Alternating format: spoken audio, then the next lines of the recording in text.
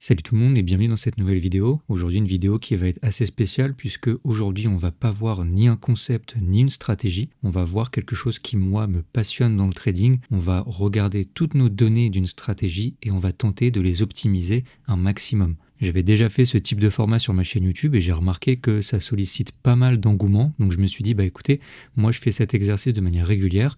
Et là, ce que je vais faire, c'est que je vais reprendre toutes les données que j'ai de l'année 2025 avec ma stratégie IFVG. Donc j'ai tout récolté dans un tableur Excel et je vais l'envoyer à ChatGPT. Et ce qu'on va faire, c'est que je vais lui dire, bah écoute, voici mes résultats, voici ma performance. J'aimerais que tu l'optimises, soit en intégrant une nouvelle manière de trader la stratégie, une différente manière peut-être de gérer mon risque, ce genre d'éléments, l'idée étant que tu optimises la performance sans mettre au détriment le risque encouru. Avant d'aller plus loin, je prends 30 secondes pour te rappeler que si tu souhaites continuer d'apprendre à mes côtés et suivre mes trades au quotidien, être informé quand je poste une nouvelle vidéo ou encore être présent quand je lance un live, tu peux rejoindre mon canal Telegram, tu retrouveras le lien dans la description de cette vidéo.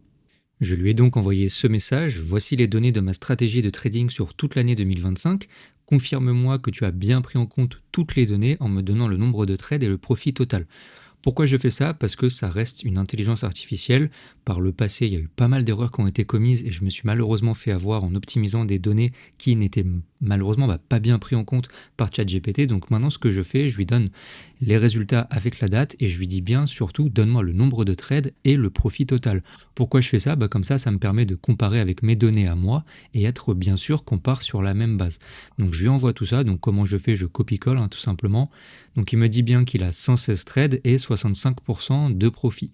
C'est exactement ce que j'ai, donc là je suis assuré que les données sont bien prises en compte. Je lui demande par la suite de me donner mon maximum drawdown sur l'année, auquel cas il me dit, après reconstitution de la courbe blablabla, le drawdown maximum de la stratégie sur 2025 est de 4%.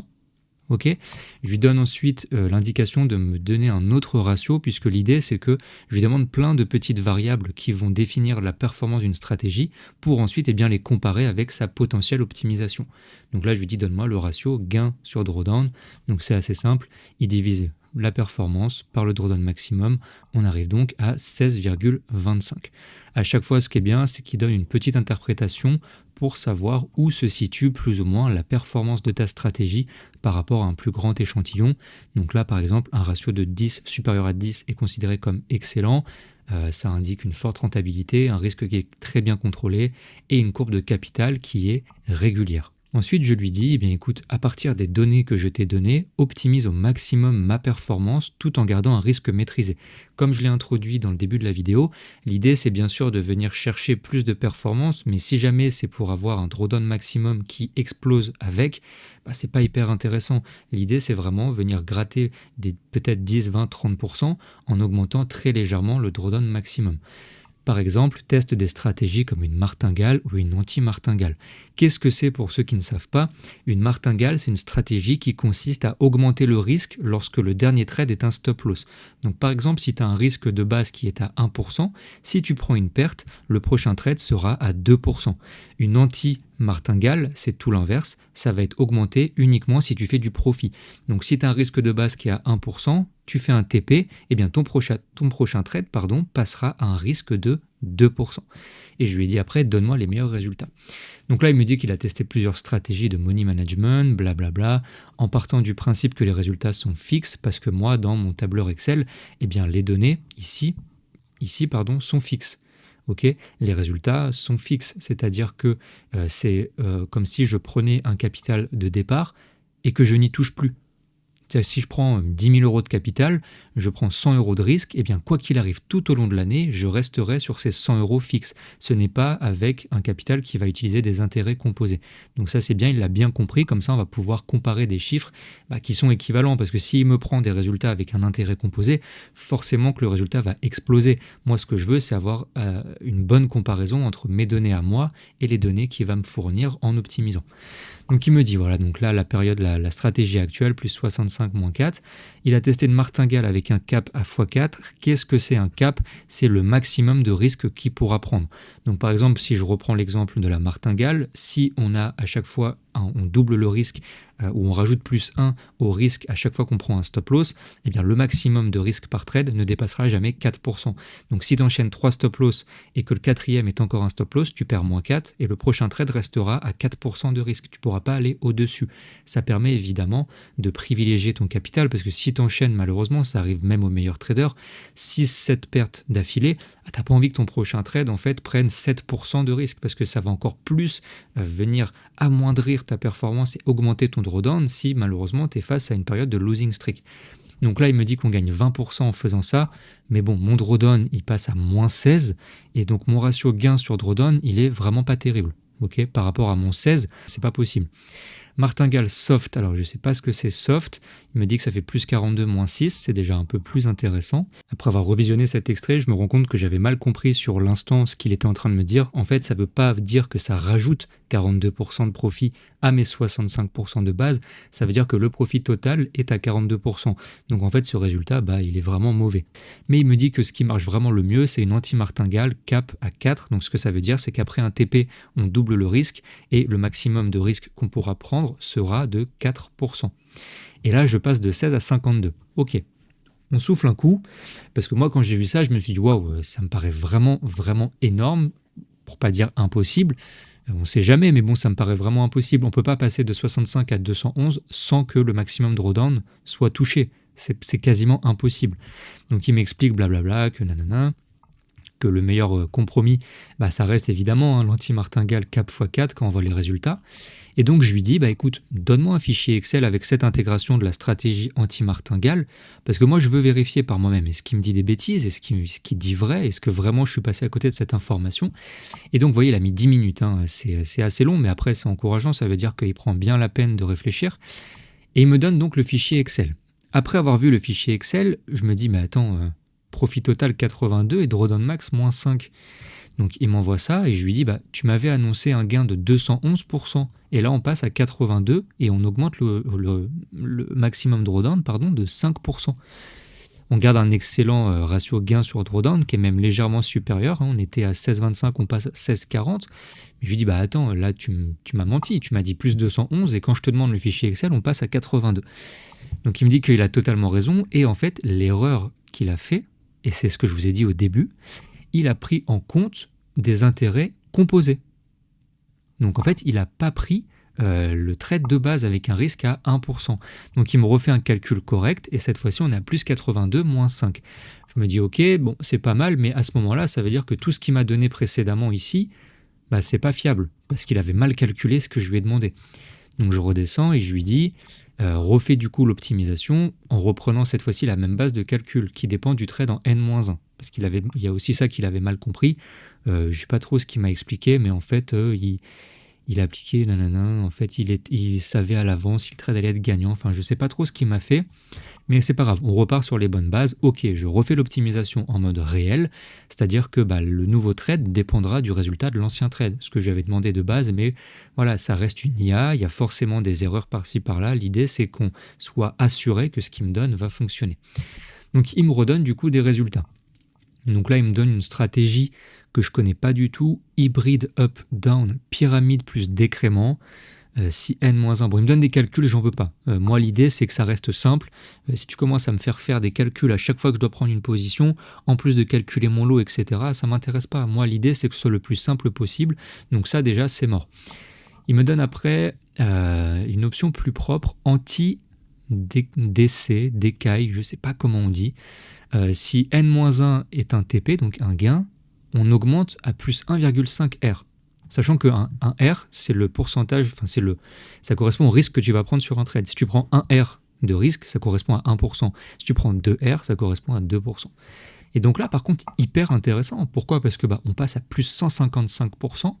Donc on vient faire x1,5, même plus x2,5 sur le résultat de base, et on augmente le drawdown que x2. Donc en fait, le ratio il augmente drastiquement, on passe de 16 à 19. Hyper intéressant. En plus, il n'y a pas trop de calcul. Voilà. L'idée, c'est si tu fais un gain, tu augmentes de 1,5. Si tu prends une perte, tu descends de 1R. Okay, donc si tu étais monté à 3% de risque parce que tu as fait 2 TP d'affilée, si tu reprends un SL, tu vas descendre à 2. Si tu prends un autre SL, tu redescends à 1. Option B, plus agressive, une martingale légère. Donc une martingale, je le rappelle encore une fois, après un stop loss, tu augmentes ton risque. Donc là, il me dit que si je prends une perte, je passe à plus de R. Si j'ai un gain ou un break-even, je reset à 1 R. Ok, pas mal du tout non plus. On revient à peu près au même chiffre, qui est pas mal. Et là, il me sort quelque chose qui, moi, me saute aux yeux. J'ai un ratio à 22,05, donc déjà le ratio est énorme, on passe de 16 à 22, c'est excellent. Et il me dit stratégie. Alors après les noms qu'il donne, bon moi je m'y intéresse pas forcément, l'important c'est que je vois comment ça fonctionne et que je puisse l'appliquer facilement. Donc stratégie anti-décaille, d'essai, pyramide rapide divisée par baisse douce. Bon, on comprend dans le nom. Pyramide rapide, ça veut dire que quand on fait un gain, on va essayer d'optimiser au maximum en venant capitaliser dessus. Et baisse douce, au contraire, si on prend plusieurs pertes, on va réduire au fur et à mesure. Donc si mon trade précédent est un TP, on passe à 2R. Si mon trade précédent est un SL ou un break-even, on diminue de 0,5. Dans tous les cas, on ne dépassera jamais 4% de risque et on descendra jamais en dessous de 1% de risque.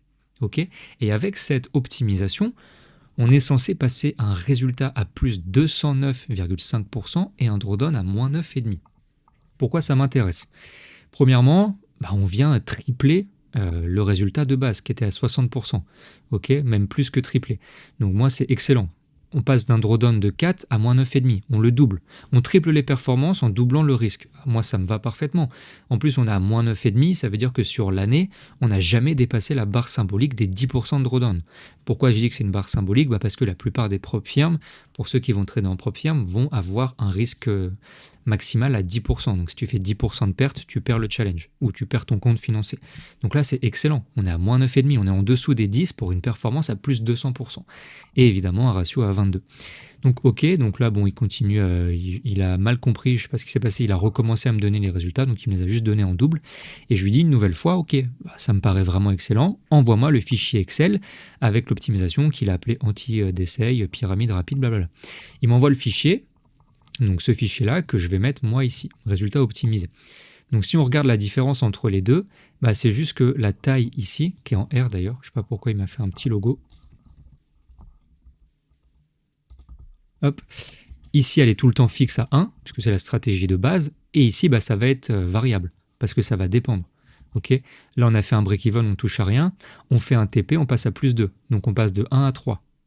Okay, on refait un TP, on passe à 4. Pourquoi on ne passe pas à 5 en rajoutant plus 2? Parce que j'ai un cap, un maximum à 4%. On ne pourra jamais dépasser 4 et on ne pourra pas descendre en dessous de 1. On prend un stop loss. Qu'est-ce qui se passe? Du coup, moins 1. Moins 0,5, pardon. Donc là, j'étais à 3,5, je passe à 3. On fait un TP, je suis censé avoir plus 2, mais comme je suis déjà à 3, on a un cap à 4, etc. etc. Et en fait, ce que ça fait, quand on prend une perte, on vient réduire le risque, et quand on prend un TP, on vient augmenter le risque. Et avec ces résultats, effectivement, après avoir testé, alors comment je teste? C'est très simple, je prends ma colonne résultat, je vais tout en bas, j'ai mal fait la manip, je prends la colonne résultat, je vais tout en bas, je regarde ma somme ici, 65%. Si je fais la même chose ici, donc là j'étais à 65, ok, c'est toujours la même en bas, j'applique mon coefficient multiplicateur par rapport à mon risque, si je refais la même chose, on passe à 209,5. C'est bien ce qu'il m'a annoncé. On est bien à mon 209,5 qu'il m'avait annoncé juste ici. Donc là, très bien. Magnifique, ça veut dire que son optimisation qu'il me donne fonctionne. Donc là, je passe à 209,5, c'est excellent. Maintenant, je vais lui demander d'autres indicateurs pour pouvoir comparer. Donc je vais lui dire quel est le maximum drawdown.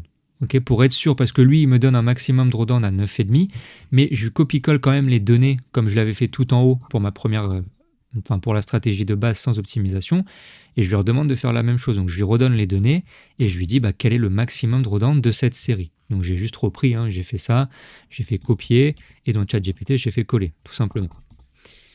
Et là, il me redit bien 9,5. Donc c'est effectivement le bon résultat. On a un drawdown qui est à moins 9,5. Donc je lui dis quel est le profit factor. Pour ceux qui ne savent pas, le profit factor, c'est les gains bruts divisés par les pertes brutes. C'est excellent comme indicateur parce que ça permet de savoir pour une perte combien tu gagnes. Donc si tu as un profit factor qui est inférieur à 1, ta stratégie n'est pas rentable. Et très généralement, si tu as un profit factor qui est au-dessus de 2, c'est vraiment très très bon. Sur du long terme, c'est excellent. Sur du moyen court terme, c'est vraiment très bon. C'est d'ailleurs ce qu'il me dit, à partir de supérieur à 2, c'est vraiment une très bonne stratégie. Et donc là, je suis à 2,62. Ok, je lui dis du coup quel était le profit factor avec les résultats de base sans l'optimisation envoyée au début. Donc là pareil, on fait gain divisé par perte, on était à 2,76. Le profit factor est légèrement amoindri. Alors est-ce que c'est grave? Non, puisqu'on reste avec un excellent profit factor, on était à 2,76 ici, et là on passe à 2,62. Ok, c'est pas très grave parce qu'en fait, forcément, comme on fait plus de gains, quand on fait des pertes, les pertes sont aussi capitalisées puisqu'on a un facteur, donc c'est pas grave. 2,62, ça reste excellent. Et je lui dis du coup, refais-moi après le gain drawdown sur max drawdown sur les profits et ça me donne 22,11. Ok, donc PNL divisé par max drawdown, 22,11. Ça, c'est pourquoi? C'était juste pour vérifier encore une fois ce qu'il m'a donné. Toujours penser à vérifier. Parce que là, il m'a donné un ratio gain drawdown de 22, mais il aurait pu se tromper. Donc là, simplement, en envoyant ce petit message à ChatGPT, donc de lui prendre mes données et de lui dire après, à partir de ces données, optimise au maximum ma stratégie, juste en appliquant un coefficient multiplicateur qui est très simple à calculer, je suis passé quand même, on va les mettre côte à côte pour que vous puissiez bien comprendre, c'est énorme. On va le mettre là. Je suis passé quand même, on va se mettre là pour faire la différence.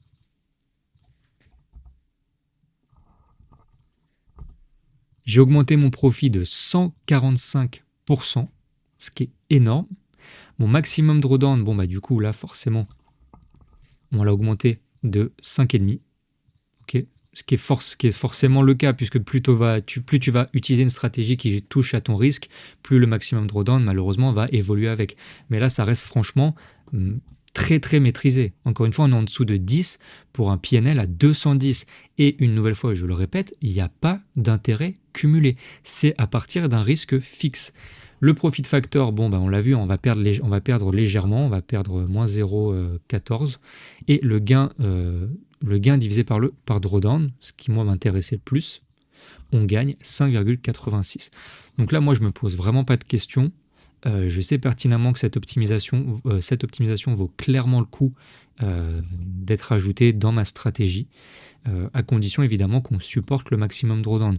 Si jamais on ne le supporte pas, là c'est avec un cap à 4, donc maximum de risque à 4. On peut toujours refaire l'exercice avec un cap à 3. Ok, voir ce que ça donne. On va le faire d'ailleurs, je vous reprends juste après, je vais faire le calcul et on va voir ce que ça donne. Donc voilà, donc je viens juste de lui dire envoie-moi le fichier Excel avec l'optimisation anti-décès, pyramide rapide, blablabla, mais cette fois-ci avec un cap à 3 au lieu de 4. Donc il me dit que c'est fait, il me l'a envoyé, et j'ai donc remis en forme comme il faut, et on voit effectivement que le résultat reste excellent, et qu'on a un maximum drawdown qui a été diminué de 2%. Donc pour ceux qui auraient du mal à gérer un maximum drawdown qui dépasse, on va dire 8%, parce que ça reste là vraiment la zone rouge, notamment pour les propres firmes, on peut utiliser un cap à 3. On voit ici qu'on ne dépassera jamais 3 de risque, et on arrive quand même à un résultat qui est excellent à 152%, un profit factor qui est à 2,61, on va encore venir comparer ici, qui est à 2,61 et un ratio gain sur drawdown maximum qui est à 20,33. Donc on voit quand même qu'on garde des excellents chiffres. Après, à chacun de voir, on peut aussi avoir un cap à 2 ou au contraire augmenter le cap à 5, 6, 7. Si on est à l'aise et qu'on est sur fonds propres, par exemple, ça peut être une bonne solution. Moi ici, le meilleur compromis, ça reste à 4 parce qu'on est quand même passé de 65 à 210 en doublant seulement le maximum drawdown. Donc voilà, j'espère que cette vidéo vous aura plu, que ça vous aura donné envie de vous intéresser un peu à la data, parce que je trouve quand même qu'il y a un petit problème quand on commence à trader une stratégie, c'est qu'on va tout de suite vouloir faire du backtest sans prendre de données, sans récolter de la data. On va se concentrer sur les heures de trade peut-être, sur les profits, sur les concepts qu'on va utiliser, mais une fois qu'on a récolté tout ça, est-ce qu'on arrive à l'optimiser? Il faut l'optimiser parce que là, vous voyez, en seulement... ça fait 20 minutes que je fais la vidéo, peut-être un peu moins. En seulement 20 minutes, j'ai plus que triplé mes résultats en doublant simplement mon drawdown maximum. Je veux dire, c'est absolument excellent. Et je suis sûr que toi qui m'écoutes, tu as un fichier Excel comme ça avec pas mal de données. Alors évidemment, t'amuses pas à optimiser des données sur 1 mois ou 2 mois. Il faut au minimum 1 an de récolte de données pour pouvoir commencer à optimiser de manière sérieuse. Tu vas pas optimiser sur un mois, ça n'a aucun intérêt, ça n'aura aucune incidence sur ton trading. Par contre, quand tu commences à avoir un peu plus d'un an de récolte de données, eh bien là, tu fais le même exercice que moi, ChatGPT, tu lui envoies tes données, tu lui demandes bien de calculer pour être sûr que vous êtes parti sur la même base, et ensuite, eh bien écoute, optimise, donne-moi des stratégies pour optimiser par rapport à mon risque, par rapport à mes performances, etc. Et franchement, c'est magique. Voilà. Moi, c'est cette manière-là que j'utilise ChatGPT. Quand on me dit est-ce que tu penses que ça va remplacer ton métier? Non. Par contre, ça va grandement me faciliter la vie et ça va même améliorer mon métier plutôt que le remplacer. Donc voilà, si ce genre de vidéo vous plaît, je vous laisse mettre un like, un commentaire et aussi penser à vous abonner à ma chaîne YouTube si ce n'est pas encore fait. Et si je vois que ça vous plaît, écoutez, on fera cet exercice. Pourquoi pas sur des stratégies à vous, ça peut être une idée, vous m'envoyez vos données et j'optimise de mon côté et on regarde tous ensemble, j'en fais une vidéo et on regarde s'il y a peut-être une stratégie d'optimisation qui revient régulièrement, auquel cas ça serait intéressant parce que peut-être qu'il y a des stratégies qui vont très bien marcher avec une martingale parce qu'il y aura plusieurs pertes qui seront vite récompensées par les gains, peut-être une anti-martingale quand on a très peu de pertes avec pas mal de gains, donc ça c'est plus pour les stratégies qui ont un haut risque, un haut win rate, et peut-être qu'il y aura d'autres stratégies comme la mienne qui sont très stables, très fixes et qui justement avec ce type d'optimisation peuvent venir tripler leurs résultats.